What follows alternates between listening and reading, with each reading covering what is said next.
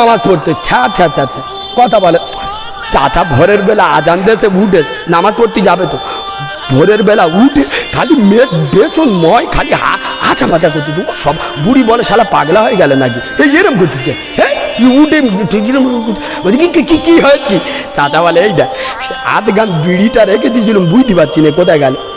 কি রেখে দিয়েছিল? আরে বিড়ি গো, বিড়ি খেয়ে মসজিদে যায়। আরে হ্যাঁ না না, আর মসজিদে গো সিজদায় গিয়ে বলতে হয় না সুবহান রাব্বিয়াল আলা।